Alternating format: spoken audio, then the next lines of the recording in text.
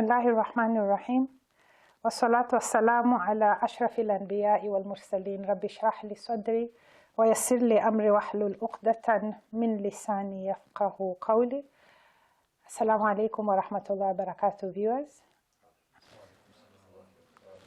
My name is SUMAYYA HASSAN and welcome to Aspire.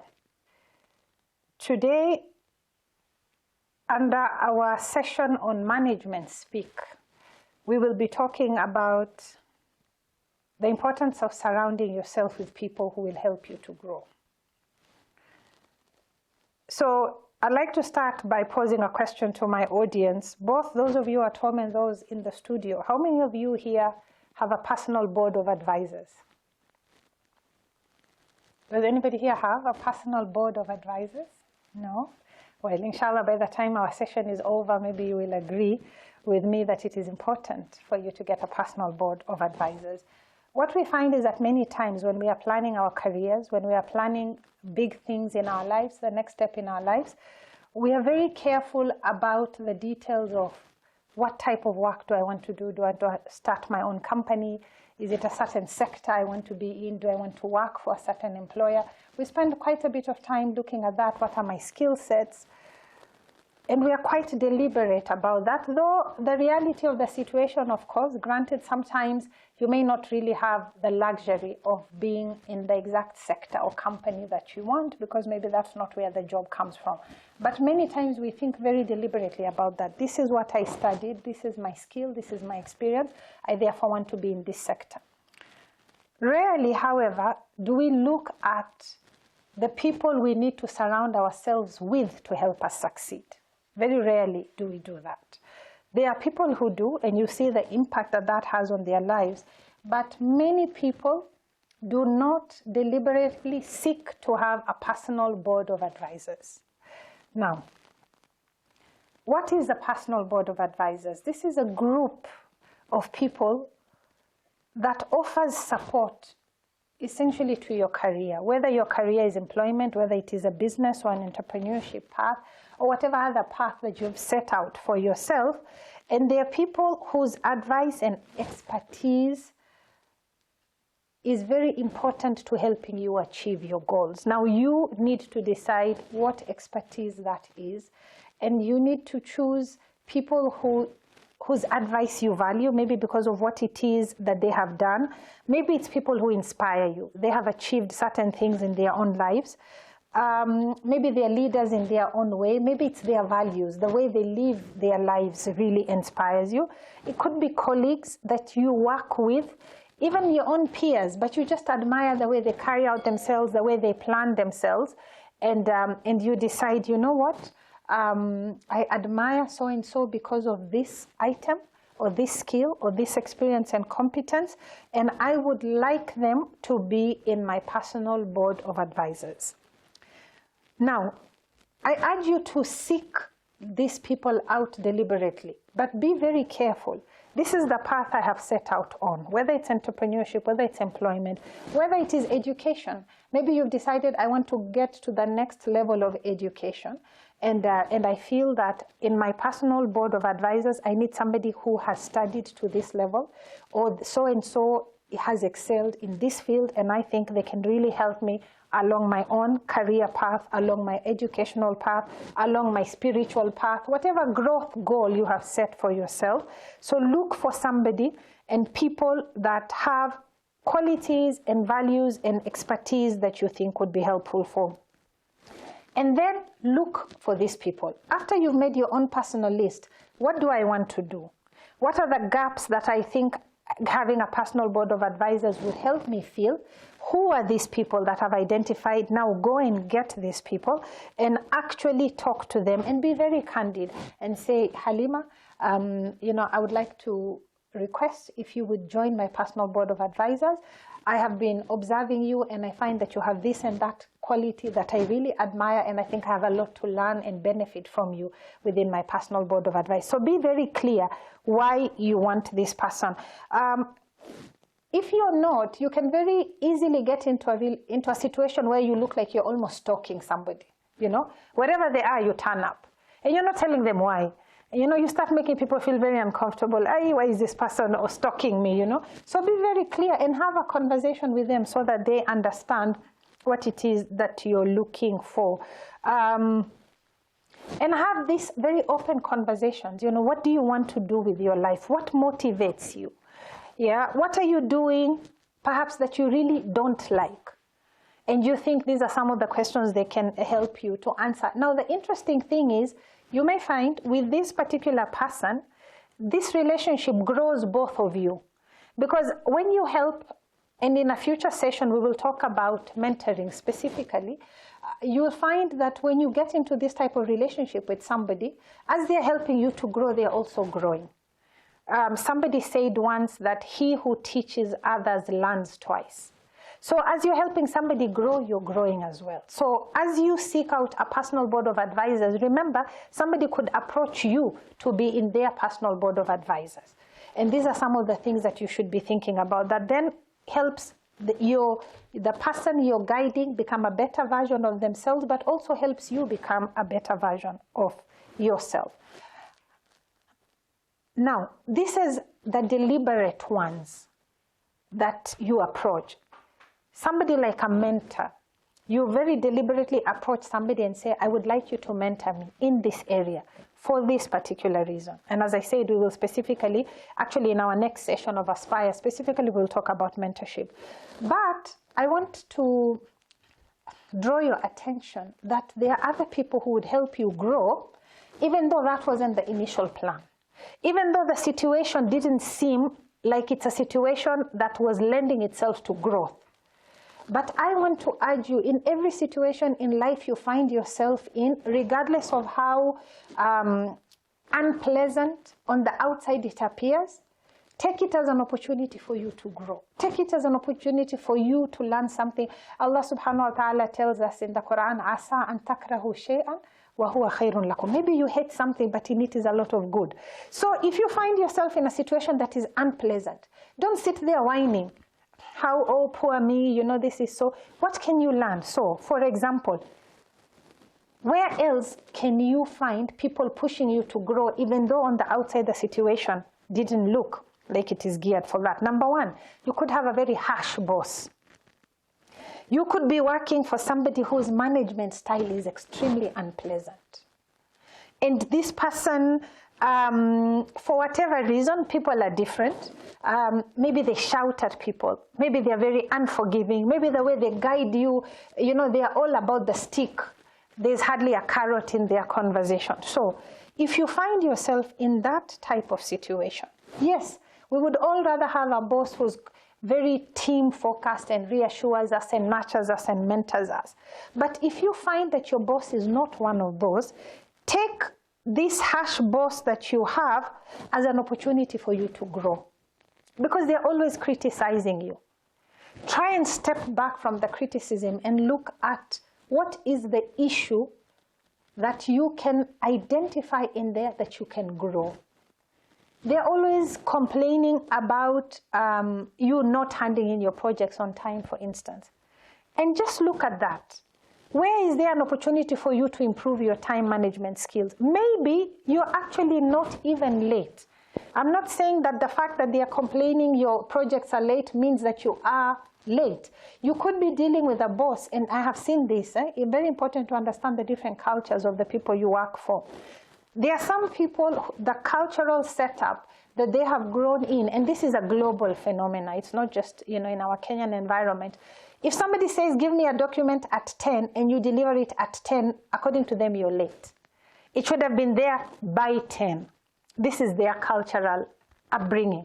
So take this as an opportunity for you to enhance your time management skills. If you are delivering on time and you're regarded as being late, is that an opportunity for you to grow and start delivering things earlier than that? So the deadline of 10 isn't actually at 10, it is by 10.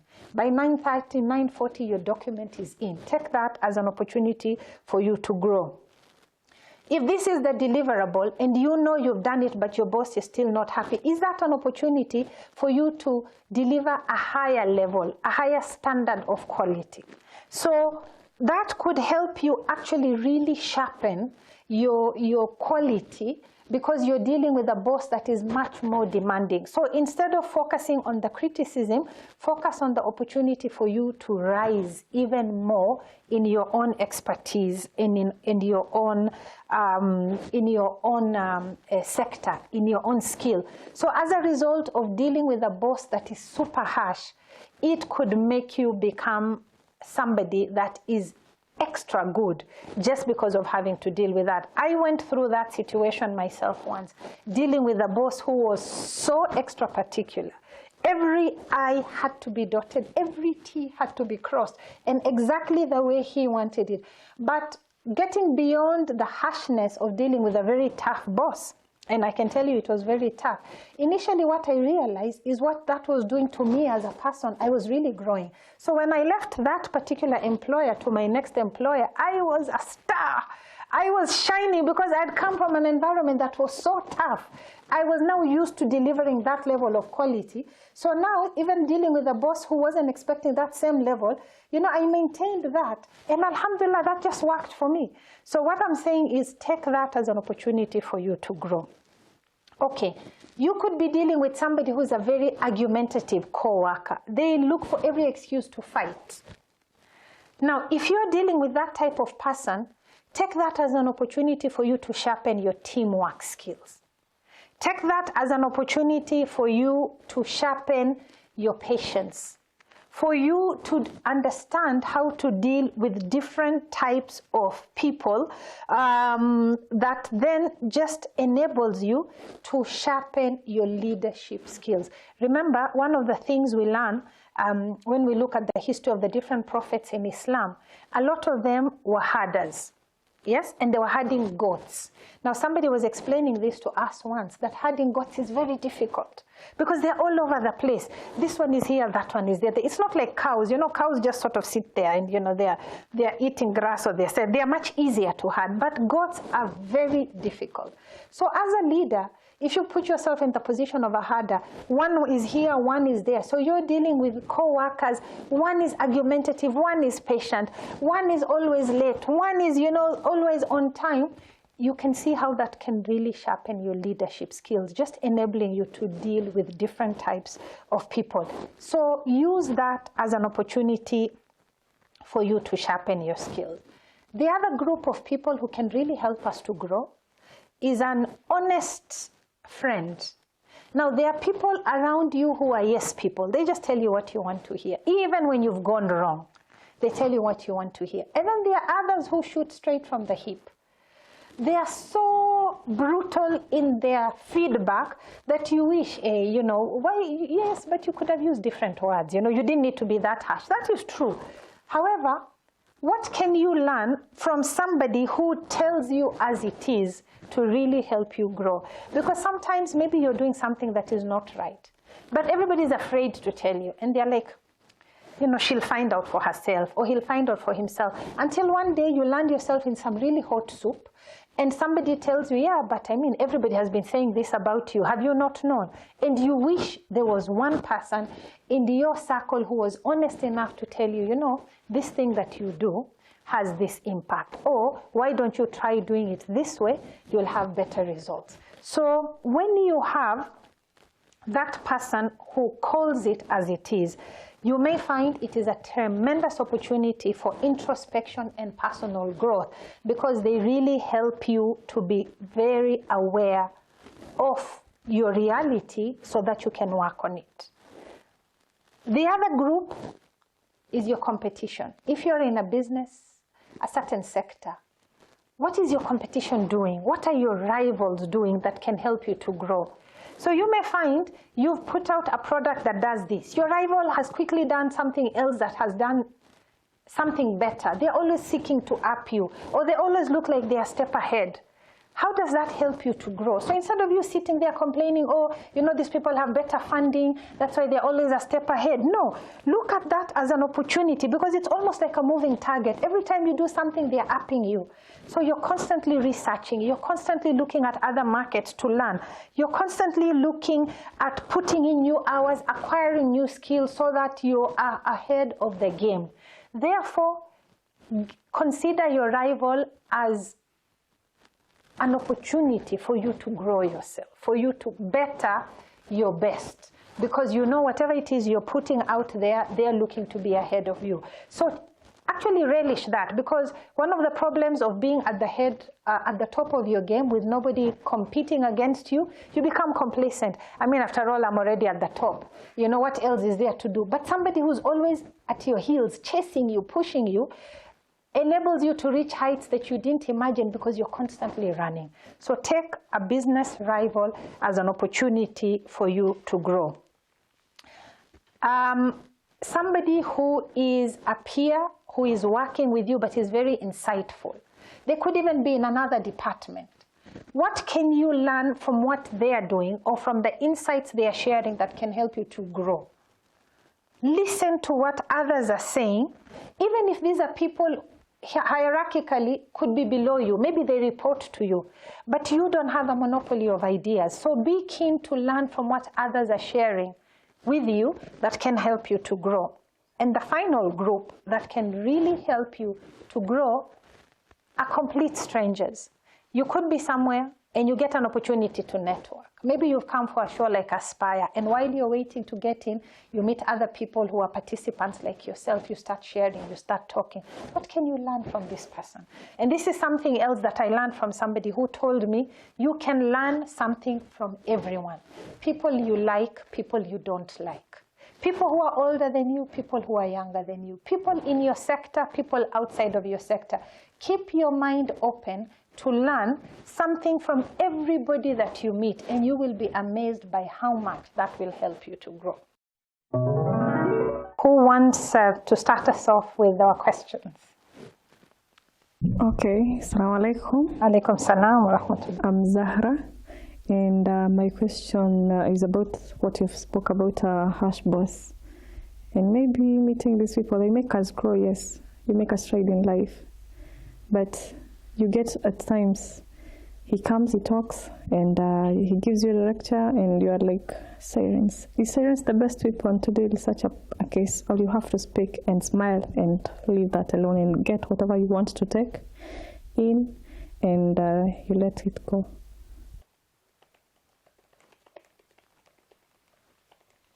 Okay. Right. Okay. Let's take a series of questions, and then we can answer them together. Assalamu alaikum wa rahmatullahi wa barakatuh. Alaikum salam wa rahmatullahi. I am Halima, and my question is there a common characteristic among all the groups of boards of advisors that I can identify like a mentor or advisor instantly? Assalamu alaikum wa rahmatullahi wa barakatuh. Alaikum salam wa rahmatullahi. My name is Mabruka. First and foremost, I'd like to appreciate your presence today, and also to commend you on the topic that you have chosen. And alhamdulillah, hopefully each and every one of us is going to learn one or two and grasp whatever is being shared today. Alhamdulillah. Shukran. Assalamu alaikum wa rahmatullahi wa barakatuh. My name is Brother Umar Saleh, and my question is just simple. It's like, what are the guiding principles that should guide us when we're choosing the board of advisors?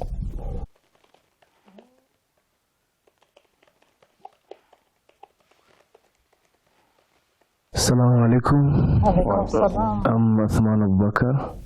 So, when looking at this board of advisors, guys or people rather may look at a mentor as having ulterior motives.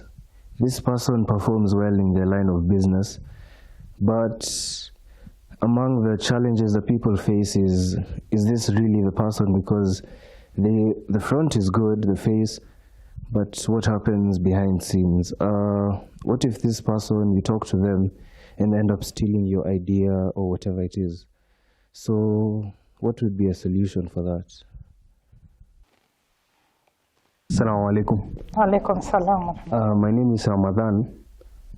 From the topic, we learned that you either choose a board of directors or you get a board of advisors subconsciously, because I believe each and every person, directly or indirectly, you have people around you, and in one or another they'll be your board of advisors. Now, what mode of choice should you use to make sure that you choose the right board of advisors, or how should you carry yourself in that you control the people who are in that board of advisors? Because in one or another, you'll be at a certain point whereby maybe it's even your brother or people who are close to you. You haven't chosen them directly, but in one or another, they contribute to your way of thinking and all that. What way should a person choose that will help block the negative advice and all that? Thank you for the topic. Okay, thank you for those questions. Let me start with the one asked by Zahra, our sister Zahra, and she said that sometimes you could have a very harsh boss, as we discussed, who is perhaps always lecturing you. So in this case, is silence the best option, or should you speak up? Or do you just get what you need to get from that conversation and let the rest go? How do you deal with having a harsh boss when we talk about the area of using that as an opportunity for you to grow? So before I give you my thoughts on this, let me open this up to all of you here in studio. How do you think you should deal with a harsh boss who's always shouting and lecturing? What are your thoughts?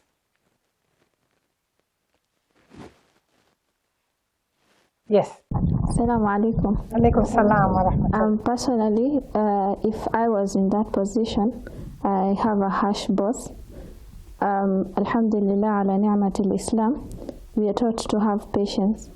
So at some point, you're going to have that patience, and inshallah, Allah is going to ease your feelings so that you don't do something that you're going to regret.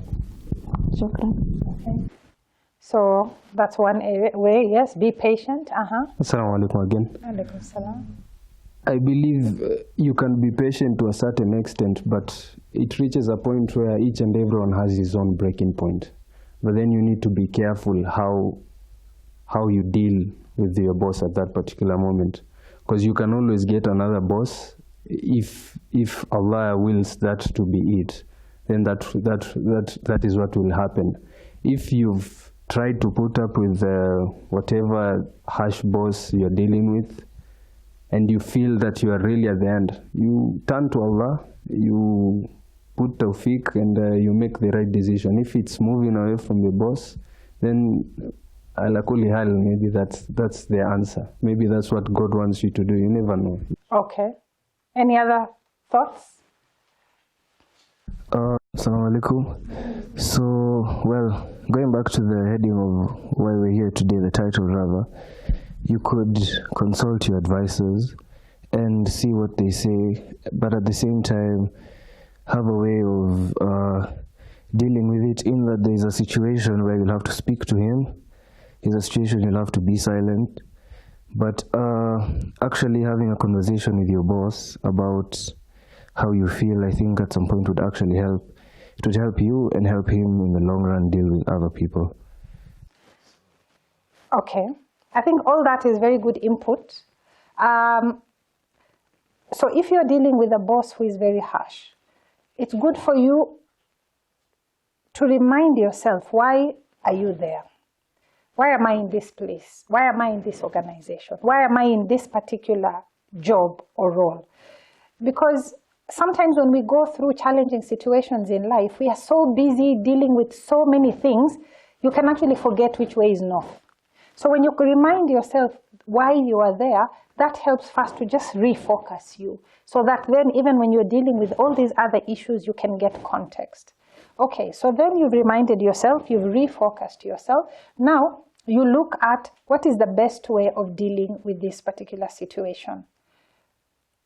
Am I in an environment where I can engage with this boss and explain to him that his or her mode of dealing with employees is very harsh. There are some bosses, you'd be amazed, as harsh as they are, don't actually realize they are being harsh. You know, there are people who come from a culture where shouting is nothing. You know, they don't even regard it. Actually, they'd be surprised if you had a problem. I know somebody who was working for a boss who came from an environment where they were always cussing. So they're always throwing these 4-letter words in the conversation in the office, you know. And this person that's just how that person is. They come from an environment where that's how people talk. And, you know, for us, that's not how people talk, you know, and you're shocked. What is going on with this person? Are you able to have that conversation with this person? Now, can you talk to them directly? Yes. Now, this is where your emotional intelligence will be very important so that you understand the personality and the character of this person. Can I go to them directly? Yes, no. Okay.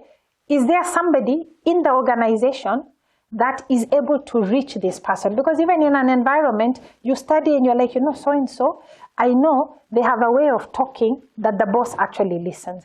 Brother Umar, can you please approach the boss and talk to the way he or she talks to the rest of the staff is very harsh?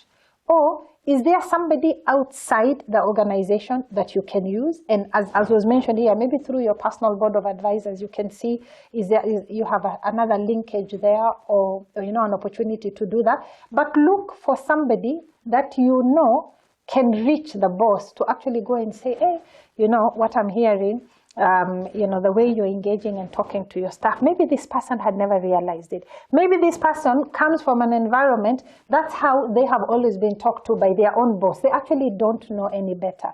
But being able to pass the message on that this mode of communication is not right is so important, because if you don't give feedback, you know, somebody may not realize that they are doing something. It could be through HR. If you have an HR department that you can sit and talk to your HR manager and say, listen, we really are having this situation. How can you pass this message on to the boss? And maybe it could be one of those people have like town hall meetings in an organization, and it's an opportunity for staff to come and give their issues. Or part of our challenge here, we feel people are very harsh when they talk to us, and you know, and you can be very diplomatic depending on your situation and mention the issue without necessarily in public dressing your boss down and saying it is so and so. And if it is an intelligent boss, they will understand that this is their problem. So it is important to be able to pass that message on to that person. Okay, in that particular situation, as it is happening, what are you learning from it? One of the things you're learning is how not to talk to your own staff, how not to talk to your co-workers, because if this is how it's making you feel, do you want to be the one making other people feel like that? So that is in itself a learning for you on how to deal with people. How else are you growing in your own area, as we mentioned earlier, being able to sharpen your skills, your time management, the quality of your work? And as you look for ways to manage your boss, in the interim, yes, you're being patient, but you're being patient while actively doing something about it to get the message to your boss that they need to change the way they are engaging. All said and done, if you have really tried everything else, sometimes you actually write, you put it in writing. You know, you may find there are a number of you going through this, and you pen a nice to the boss and you just explain, you know, we are having this situation, and you come up with solutions. And when you're engaging, it is very important, rather than making it an accusation about you, make it about I. So that you're always shouting, you always do this, you always make it very factual. You know, when you raise your voice at me in meetings, I feel. So make it about how you feel. That tends to be very powerful when you're giving feedback about a negative situation. I feel frustrated because I can't answer you. I feel demotivated because it's like my work is unappreciated. I feel, you know, useless because it's like all my knowledge and skills is not helping. So how do you feel? And that really tends to be very powerful when you're giving feedback in a negative situation. But if all said and done, it looks like you're not making any headway out of this situation, then yes, there comes a time when you decide the best way here is to separate. Let us separate. Now, when you're separating, in a lot of organizations, they ask you to do an exit interview. Why are you leaving? A lot of the research shows people don't leave bad jobs or bad companies, they leave bad bosses. A lot of the research that you worked for somebody who was just so awful to work with, you decided, let me get out of this company. And that comes out in the exit. And somebody says, why didn't you tell me before you got to this stage of leaving? So by the time you really get into that state, talk to somebody. Don't leave without sharing. And somebody says, if only you had told me, I would have changed. Maybe the boss is himself or herself going through a very difficult personal situation. And the only place it's coming out is in the workplace. That's the only place they're also able to vent. So before you walk out without giving feedback, really have an opportunity to give feedback about how this is making you feel, what your suggestions are, and you see whether you can work around it together. And as I said, who else can you bring in to help you deal with this particular situation? Okay, Halima asked, is there a common characteristic among the different board of advisors, when you're looking to identify? So one of the, I will talk about two, and as I said, specifically in the next session when we talk about mentoring, we'll focus a little bit more. One characteristic is that this person has something that you admire, which is why you're approaching them to be in your board of advisors, yes? Related to the area where you want to grow. What do they have with respect to the area that you want to grow? It's not that, oh, I'm trying to grow my business, but I really like this person's fashion sense. That may not help you much in your businesses. So relate what it is that you admire with what you're trying to do, number one. And number two, that this is a person who is willing to share of their knowledge, of their time with you. Those, I would say, are two key characteristics when you're looking to approach somebody to be in your board of advisors. Somebody could be having all these amazing characteristics, but they don't want to. They are not interested. You're just going to be hitting your head against the wall, or they don't have the time, or, So those, I would say, are two key characteristics, okay? Umar asked, what are the guiding principles? Okay, I think I will link that to Halima's question in terms of, some of the common things that you should be looking at when you're choosing that particular board of advisors. And remember, it doesn't only have to be somebody in your field. It doesn't have to be somebody who is an expert in what you're doing. No, it is somebody who has the characteristics that you admire and that you think will be very useful for your growth as a person. It could be somebody who is very honest. They're not even in your business, but you just find, they're so honest in how they conduct themselves that you think that is a wonderful trait for you to have as a person, and you approach them because of that. Athman asked, okay, Mabruka appreciated the topic. Thank you very much. Athman asked that, your mentor could be somebody that ends up having an ulterior motive. So how do you protect yourself from this person then stealing your idea? So now one of the other things that I haven't mentioned here is that you do want the person you're approaching to also be a person who has values. Yes, you want this to be a person of integrity. There are a lot of people who can be regarded as having done very big things around. I may not call them successful because I think success should be grounded on values. But you don't want them in your personal board of advisors because you know what they'll teach you is all the things you shouldn't be doing. And that type of person you can see very easily. They're listening to you with one ear, the other ear they're already planning how to go behind your back. So also look at people who have values, people who will want you to grow, people whose own leadership ethos is growing other leaders, as opposed to somebody who thinks, I have the power, I have the money, I have the networks, what will this person do if I run away with their idea? So do look also at the values of the person. And the final question came from Ramadhan, and he said that, sometimes you're not consciously choosing your board of advisors, you actually get one subconsciously, which is very true. Just in the circle around you, people who are giving you advice, people who are coming into your life for one reason or another. But the issue is, how do you choose the right one? How do you then keep the ones that are giving you maybe value as opposed to those maybe who are being negative? They're in your space but are always blocking you. And I think that is the when you're looking at your criteria, what is it that I want as far as a key skill or competence or value, and what does this person have? If the people who are constantly advising you are just being negative, you don't have to take in what they are telling you.